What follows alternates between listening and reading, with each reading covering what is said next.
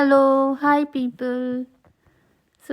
ये वीडियो है उन लोगों के लिए जो अपनी लाइफ में कभी न कभी जिन्होंने दवाई खाई होगी, बच्चे बूढ़े सबके लिए ये एक बेसिक सा वीडियो है जिससे आपको पता चले कि हम जो दवाई खाते हैं उसमें क्या क्या होता है। व्हाट इज एक दवाई जो हम खाते हैं उसमें क्या होता है। उसमें दो कंपोनेंट होते हैं।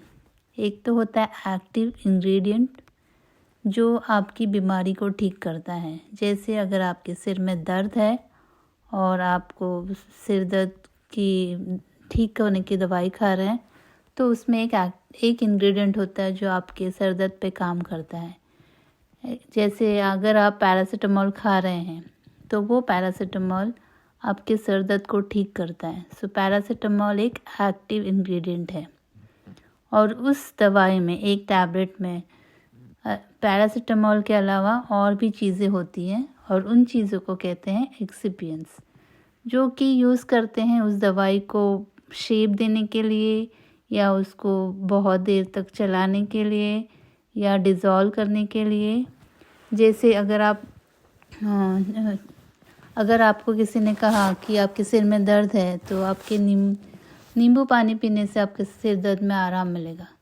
तो उसमें एक्टिव इंग्रेडिएंट हो सकता है नींबू का जूस है, जो कि आप ऐसे भी ले सकते हैं, बट फिर भी हम उसमें नींबू जूस के साथ पानी डालते हैं, शक्कर डालते हैं, नमक डालते हैं, चाट मसाला डालते हैं, बर्फ़ डालते हैं सो दैट वो टेस्टी बने।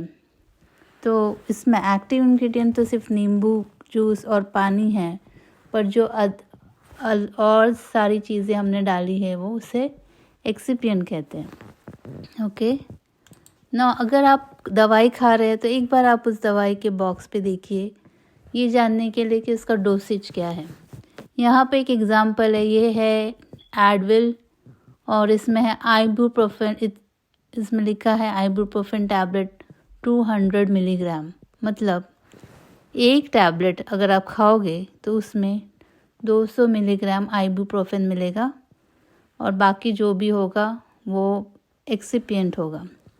मतलब वो टैबलेट का अगर आप वेट चेक करोगे तो वो टैबलेट 200 मिलीग्राम से ज़्यादा होगा, मे बी 300 मिलीग्राम होगा। उसका मतलब ये है कि उसमें 200 मिलीग्राम आइबुप्रोफेन है जो आपके दर्द को ठीक कर रहा है और 100 मिलीग्राम एक्सिपिएंट्स है। और दो तरह की दवाइयाँ होती है। एक होता है OTC drug which is called over the counter और दूसरा होता है prescription drug. Now over the counter drug क्या होता है? अगर आपको कोई छोटी मोटी तकलीफ़ है बॉडी में, जैसे पेन है, सर्दी है या एसिडिटी हो रही है, तो आप कभी कभी उसके लिए आप डॉक्टर के पास नहीं जाते हो। आपको पता है मेरे सिर में दर्द हो रहा है, तो आप मेडिकल स्टोर में जाते हो, उनको बोलते हो कि मुझे क्रोसिन दे दो या पैरासीटामोल टैब दे दो या एसिडिटी के लिए कुछ दे दो, और वो लोग दे देते हैं ना। दूसरी टाइप की दवाई होती है, उसे कहते हैं प्रिस्क्रिप्शन मेडिसिन। प्रिस्क्रिप्शन मेडिसिन वो होती है जिसके लिए आपको डॉक्टर के पास जाना पड़ता है। अगर आपको इन्फेक्शन हो गया किसी प्रकार का और आप डॉक्टर के पास जाते हो, डॉक्टर ने लिख दिया एंटीबायोटिक प्रिस्क्राइब कर दिया, तो फिर आप वो प्रिस्क्रिप्शन लेके मेडिकल स्टोर में जाते हो और फिर मेडिकल स्टोर वाला आपको एंटीबायोटिक देता है।